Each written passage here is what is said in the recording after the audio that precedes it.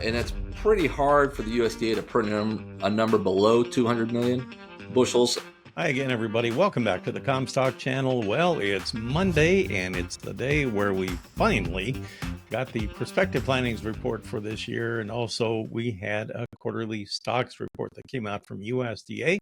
Here it is, March the 31st, and I have Matthew Kruse with us, the president of Comstock Investments, to take a look at all the numbers.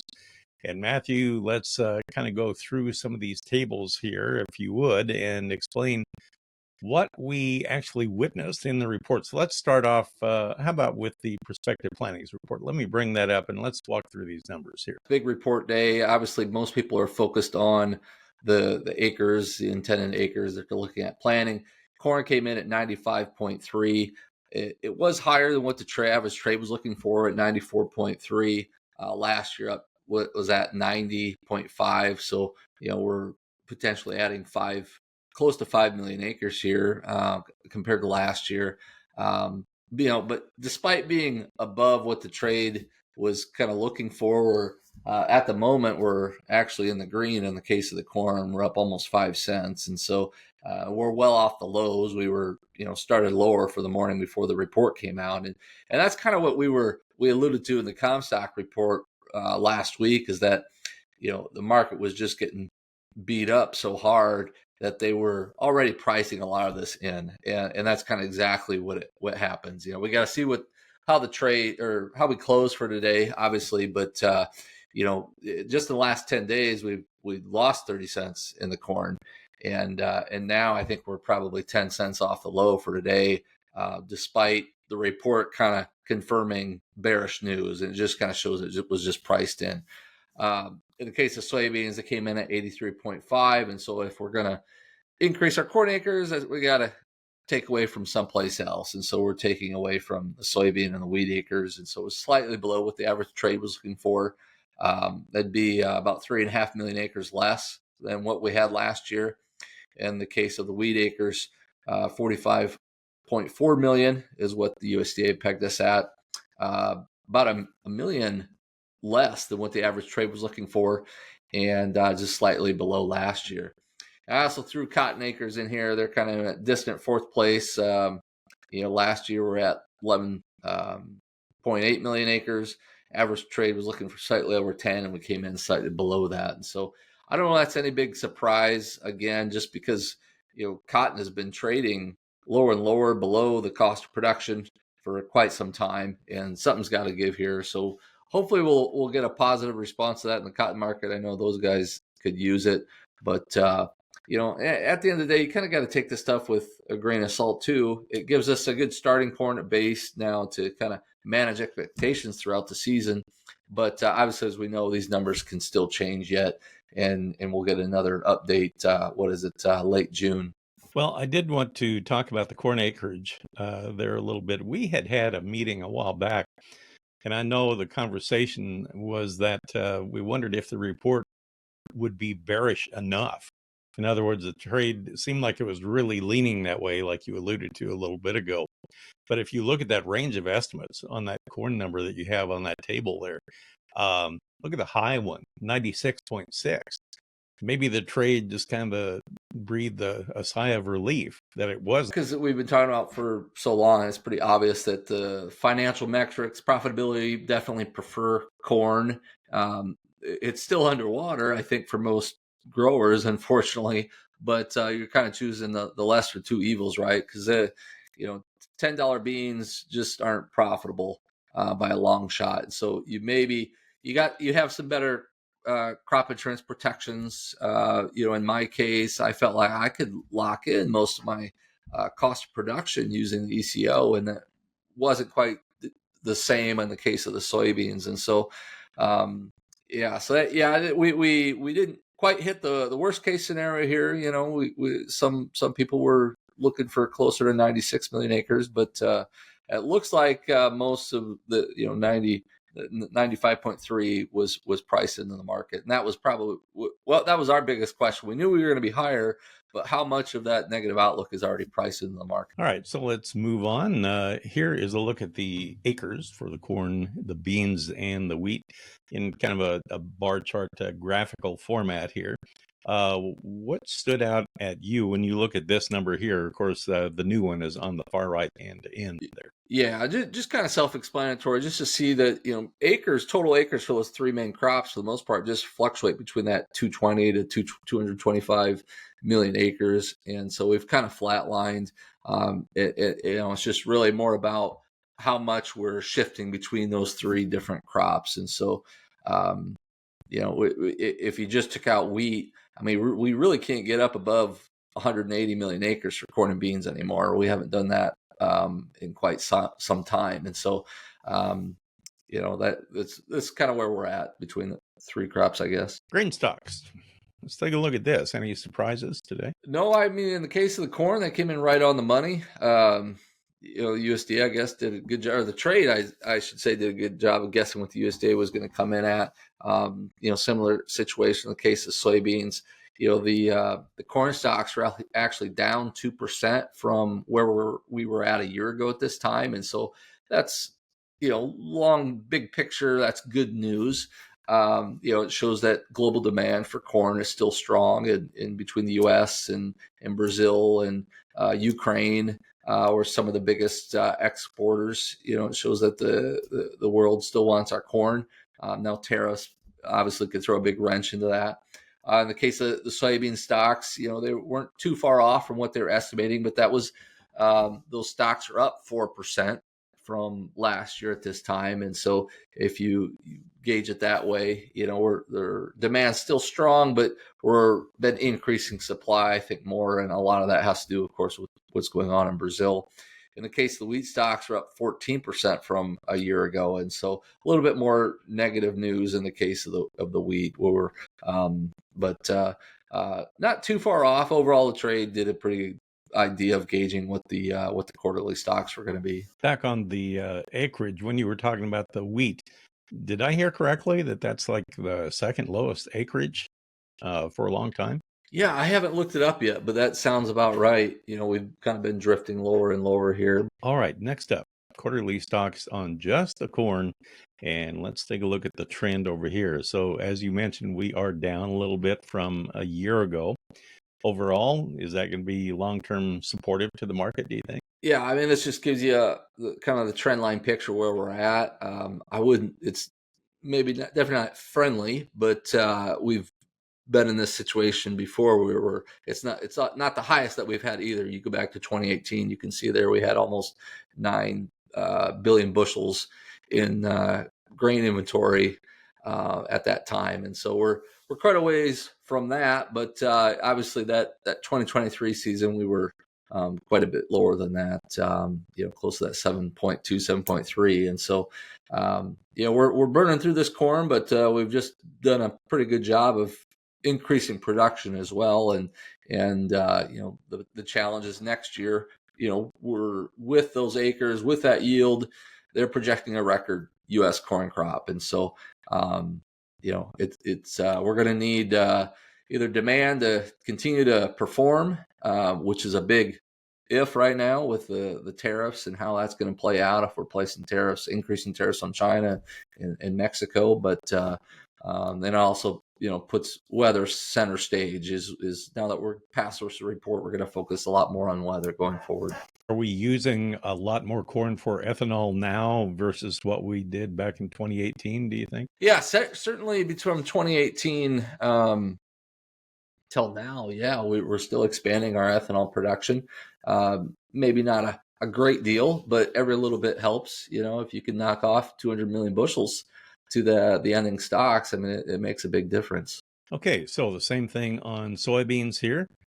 Trending up a little bit here, and that's maybe not the best news when you have South America cranking out record production.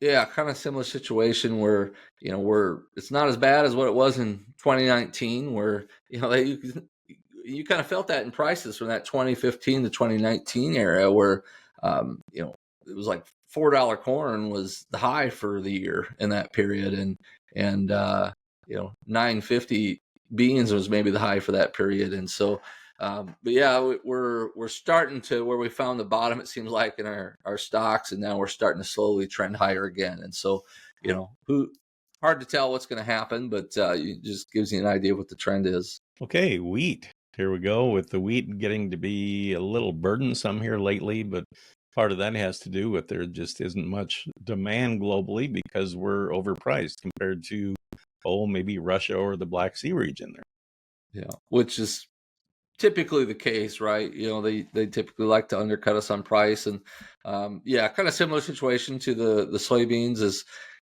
we have been lowering our wheat inventory, back at peak there in 2017, and then all the way down to just 2 years ago. We almost cut those wheat inventories in half, and now it's starting to go the other way, and so that's why you've seen kind of the price action in the wheat. Last week we saw pressure in the wheat based on maybe ceasefire or peace talks between Ukraine and Russia.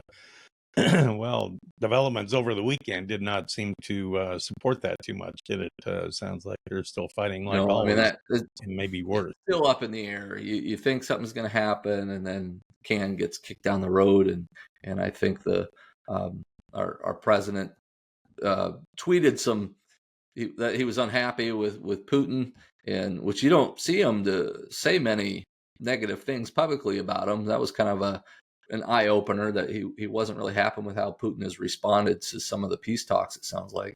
Now we have some balance sheet numbers here. You highlighted a couple of things. What are you looking at here? Now that we have these numbers, we input them into what the balance sheet to give us kind of what our forecast for the 25-26 season is going to be, and that's a long ways off yet, right? I don't think the USDA is going to come with their 25-26 numbers till the May report, but you can kind of see the big change. You look at the 24-25 season, we're currently pegged at that 1.45 billion bushels, and you compare it to our forecast for the 25-26 season with this increase in acres, comes at 25-26, or it comes in at that 2.18 billion bushels, which obviously is very negative, and that's why you've kind of seen that corn prices drift lower here in the last month. Now, you can be very skeptical of this and kind of challenge a lot of these numbers. I think the biggest thing is that yield. In my opinion, if we're going to increase our acres, we need to decrease our yield expectations. I don't know if the USDA will, because I think it helps to kind of keep prices artificially deflated. But I even if it would help out a lot, even if we use last year's yield, 179 bushels per acre, you shave off 2 bushels per acre. That gets us back down to the 2 billion bushel level, which is still not great, but better than what this projection is going to show. And so we need to see a more modest yield expectation. We need to see demand perform. You talked about ethanol. Here we kept that at 5.5 billion bushel consumption. That's about the same where it was last year. The profitability for ethanol has kind of been hovering. It's come back here a little bit, but just last month it was underwater, I think, in a lot of cases. And so and a lot of it also has to do with exports. I think the ethanol industry is kind of, for that growth to take them to the next level, it's kind of dependent, I think, a little bit on exports. Well, where's the number one country that we export our ethanol to, Marlin? It's Canada. And and other growth markets as well. And so if we're going to throw a big wrench in that and talk about tariffs, it could easily disrupt that market. So there's so many uncertainties here. It's but you got to start someplace. And so that's kind of what that ending stock scenario looks like for corn. You mentioned being underwater. Well, that reminds me of last year when you guys locally at your farm were basically underwater. How many times did you have to replant? 2, 3 times? The Northwestern Corn Belt was in a flooded situation. Now, this year, I hear a lot of dryness concerns in the Western Corn Belt, but this coming week, we're talking about massive flooding in the lower Mississippi Valley, the lower Ohio Valley. Sounds like things may be kind of turning on a table here this year for growing conditions. Maybe now the rain will be shifting further east or south. That's kind of what Eric Snodgrass alluded to at the Commodity Classic when he spoke on our panel, that he was seeing drier weather in the Western Corn Belt and wetter weather in the Eastern Corn Belt. And I know that's what the current short-term forecasts are calling for, a lot of precipitation there in the Southeast. My farm over the weekend caught a little over an inch, about 1.2 inches, which helps, but it's been so dry. I mean, it could rain several inches and it'd soak right in. It would be great, but we're going to need more rain for sure. Yeah, definitely. A lot of that Western Corn Belt is leaning very dry, and it's going to need more precipitation yet to come. So, yeah, last year we got flooded out in some areas. So it wasn't that we had to replant so much. It was more we had like two distinct crops. You had the April crop, and then you had the June crop, and so that's how that was last year. So kind of like Brazil, we planted two different crops of corn. Soybean balance sheet. Let's take a look here. Same thing. The ending stock scenario for beans looks much better. I'm not saying we're going to shoot to the moon here, but obviously we've increased corn acres. You got to shave off the bean acres at least a little bit, and so and again, this is based off of maybe a little bit lofty yield goal of 52.5 bushels per acre.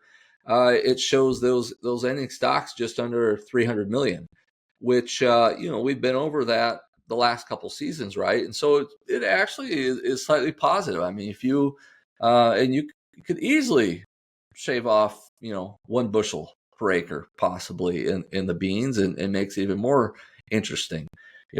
I don't think it's not going to come as any surprise to say, I mean, the big outlier is what's going to happen with demand and the exports.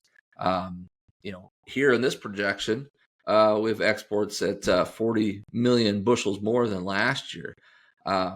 Obviously, if we get into increase these trade wars with China, which Liberation Day is just around the corner, that could easily change. And so you could see that drop by 200 million bushels, even more, if we ratchet up these trade wars. And so that takes us from 300 up to 500 million bushels real quick. And so that's the biggest outlier is yes, it is slightly bullish that we've lowered our acres. My concern is we're just going to cede those acres over to Brazil than to kind of allow them to plant more. Depending on yield goes, that'll have an impact. But the biggest outlier, I think, is those exports. Our crush has been very strong. I don't know that there's any reason to believe that won't change at this point. Obviously, it would help if we got more clarification on the renewable fuels policy and the 45Z. But that export number projection to me is what's at the biggest risk there. I mean, you could easily shave off 200 million bushels there, and then we have a problem. On the other hand, when you look at that ending stocks number as you have it right now, 294, it seems to me in the past, if you got down to 200 million, that was actually almost considered pipeline levels, wasn't it? Yeah, I believe so. And it's pretty hard for the USDA to print a number below 200 million bushels. If they've done it, it hasn't been very often. I don't think they like to get below that, because then you're falling below a 30-day supply of soybeans in the United States. And so, but yeah, I'd say it's slightly positive, but I think just with the shadow of the tariffs looming over you, it doesn't mean that I think everyone's aware of that. Everyone's concerned about what's going to happen there. And so that's probably going to put a wet blanket on some major rally in the beans. And we were rallying in the beans this morning, but they had kind of the opposite reaction of the corn. They're down 7 cents right now. And, and so we'll see what happens. Well, now what do we do? Finally, the report is out. We can look past that now. So I guess about the only thing left right now is going to be tariffs and weather as we enter the first week in April now. Yeah, usually it was just weather, right? The focus on weather, and now it's weather and tariffs. And so we'll know here in a couple of days. It looks like that's supposed to be Liberation Day, and President Trump seems pretty intent on enacting a lot of these tariffs and moving that agenda forward. And so I think it's going to definitely create some challenges for the agriculture industry, but we'll have to see what happens. But that's kind of out of our control, I guess, to a certain extent, but as is weather. But usually something still happens, right? We get some dryness or too much rain in some place, and it'll spark some sort of rally in the market. And so you got to be ready to pull the trigger on sales. Do you think any of this will have any spillover impact on the livestock trade? It certainly could. I think that's lower commodity prices, lower feed costs. Do kind of help to prop up some of those livestock numbers. But um, so I think that still kind of works in its favor. Even though there's less cattle, they're still keeping them on feed longer. And kind of in our projection, we saw projected at least maintaining or slight increase in feed usage in corn. So I don't really see that changing, but so I still think that the lower, it's good for livestock producers, I suppose, that we keep their feed costs lower for them. Matthew, I kept you long enough. It's been a busy day, but I'll get back to business here. And thanks again for the time. Matthew Kruse, president of Comstock Investments, with us. That'll do it for this episode. Thanks again for joining us. For producer Brianne Jenkins, I'm Marlin Bohling. Catch you next time here on the Comstock channel. Futures trading involves risk. The risk of loss in trading futures and or options is substantial, and each investor and or trader must consider whether this is a suitable investment. Past performance is not indicative of future results.